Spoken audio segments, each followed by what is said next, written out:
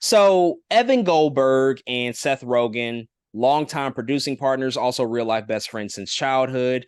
They have Yep. their production company, Point Grey Pictures, which is kind of the only game in Hollywood right now that's producing comedies on this high of a level. We recently talked about with No Hard Feelings starring Jennifer Lawrence that genre in particular, as it relates to movie theaters and theatrical releases, largely doesn't exist anymore. Comedies typically these days are going to streamers. They're being pivoted to being half-hour comedies and more long-form television series, as opposed to the traditional 90-minute or hour and 40-minute comedy that I think we've become so accustomed to seeing for pretty much all of Hollywood history, but even more so in the past 10 or 15 years when we were getting that sort of stoner era of films from Seth Goldberg, or Seth Rogen, excuse me. When Mm-hmm. you think about the Knocked Ups or the Pineapple Pineapple Expresses Expresses. or This Mm-hmm. Is the End, those movies like that were coming out in that particular time, that's largely vanished. But Evan Goldberg and Seth Rogen are pretty much kind of responsible for still keeping that genre alive on a theatrical basis. And their most recent film that came out in theaters was Good Boys back in 2019, a movie I know we both saw Yeah. together. Also, a really underrated gem. If you haven't seen Good Boys, Yeah. definitely check it out. They also produce a ton of TV as well. They do The Boys and Mm-hmm. Invincible on Amazon Prime. They're also coming out with the new Teenage Mutant Ninja Turtles movie in a couple of weeks. And so they're also comic book geeks as well. And so they're touching a lot of different areas. So they're not just focusing on comedies. They have a very diverse portfolio. But I think now with Joyride, we have a film that is focusing primarily on an Asian American cast. And we're also sort of getting back to the DNA of a raunchy, R-rated comedy, just a true blue comedy that doesn't necessarily have anything else associated with it. It's not a comedy and a superhero movie. It's not a comedy and a fantasy movie. It's not a Mm-hmm. comedy and a science fiction. It's just a comedy about a group of four friends who come together. They're sort of dealing with growing up and also growing apart, but they're also dealing with identity stuff. And so it certainly feels more in line with what we used to see about 10 or 15 years ago. But with all of that out the way, man, I will pass it over to you. What did you think about this brand new comedy film, Joyride? Joyride, Joyride, Joyride. Man, this film feels like it just came at a good time. This it's been a long time, I feel like, since there's been, I don't know, just a movie that one is pure comedy, right? We've talked about numerous times on this podcast how there are so many other films that have comedy ingested into it, but not considered a comedy film. Of course, we talk about the MCU. Pretty much every Quentin Tarantino movie is like that. Really, there's just a ton of mixed lines and multiple genres in the movies nowadays when it comes to comedy. But Joyride, and as we just spoke about, no hard feelings very recently, they do feel like comedies first, and it feels like something we haven't gotten a ton of. So I was very excited to see this movie. Not only that, but it does feel like the Asian version of Girls Trip when you watch the trailer, and and that makes me excited. Sometimes you're like, they're biting off of this, they're biting off of that. I'm like, no, this sounds like a great idea because there are other nuances that comes with, I think, the culture the women in the movie will bring with them to the story. And of course they're going to change the story a little bit, but it really is an adventure with a group of Asian friends and getting us insight to what that looks like. And so this movie is about a girl named Audrey. She goes to a business trip in Asia, and the trip goes sideways, and she needs help from her childhood friend. She needs help from her collegiate best friend, and then she needs help from I forgot whose cousin is Lolo. Lolo's somebody's cousin who also has to embark on this trip. And it is just a journey of craziness going down. And what I like about this movie, one, it is way more raunchy than I expected it to be. I knew that there was going to be some level of raunchiness, but the surprises in this movie are really, I mean, it is, I just did not.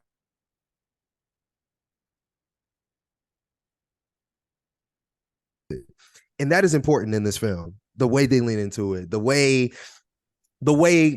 my mouth was on the floor a couple times because I didn't see it coming. Like, they swung for the fences in this film, and they get laughs out of you because of it. It's not necessarily the swings that make you go, "Oh, that was cheesy," per se. It's not the one. It really makes you laugh, and I think part of that reason is the other thing that makes this movie so good is the character work they do in this movie. All four of these women are very, very different. These are the most different characters I've seen be together on a journey in a long time. None of them are the same. And they show that through their character interactions with each other as well. It's not only being done on an individual level, how good these actresses are and how different they're making these characters, but when they're together on the screen, they really are being playing off of each other as well as they know how, and it's working. It is just working because they know what they're doing. So, man, good job to all of them. I think they were killing it, and in the grand scheme of things, I really have to think about it. Is this the best strictly comedy? Don't get me wrong. Maybe it isn't the funniest movie in the past couple years, right? But is this the best strictly comedy film we've gotten in a couple? It could be. It's in the running. I feel like it has to be. Again, there are other movies who have comedy in it that might be funnier, but this is a comedy movie. It's raunchy. You know what you're getting. You can feel the Seth Rogen and Goldberg. You can just feel it as you're watching it, and it works, man. And so Joyride is I think it's so enjoyable.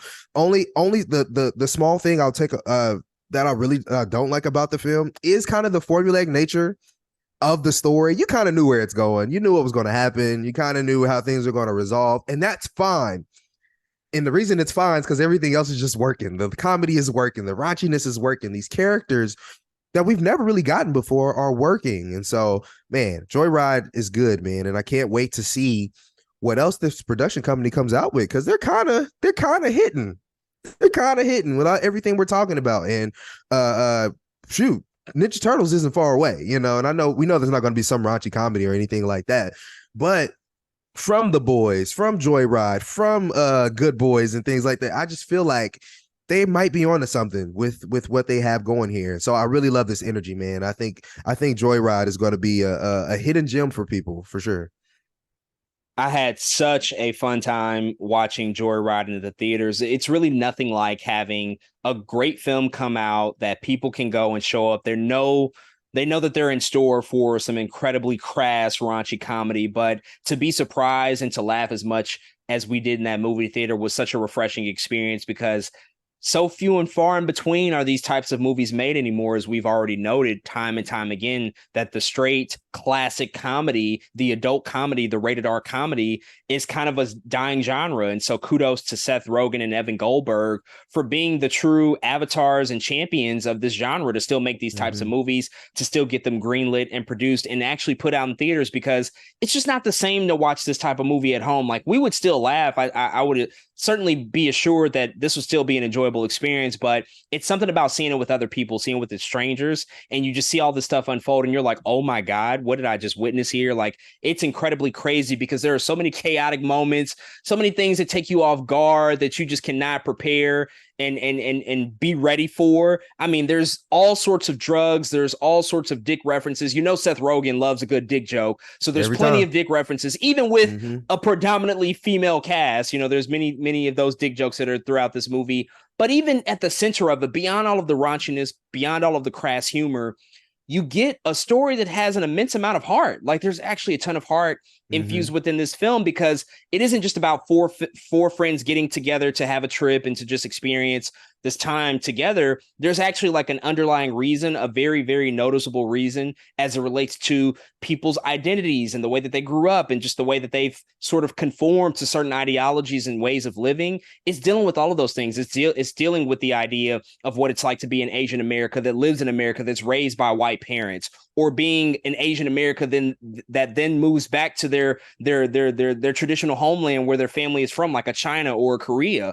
and what that experience is like and how that's so different. And it's examining all of those things. Like, that stuff is very present and evident all throughout the script, as much as the jokes are. You get that commentary on that stuff, but it's never done so in a way where it's hitting you over the head with it. It never feels like they're preaching to you. It just feels kind of natural to the story, just the way that it's constructed and the way that it's devised, because you still get all of those fun moments and you still get all of those crazy moments between these four characters, and they just have such incredible chemistry with each other. They absolutely work. But I have to call out Sherry Cola here. I think she is an absolute star in this movie. She has so many funny one-liners, so many quotables, and she clearly is the breakout performance of this film, I think. And I think most good comedies, especially those of the last like 15 to 20 years, typically have that breakout performance where it's like that one person where it's like, yo, who is that? Like, who is this person? Can I see them more? Hopefully she doesn't get overexposed, because I think that's what we typically see on the other side of a really breakout performance like this, where somebody just becomes overexposed and oversaturated,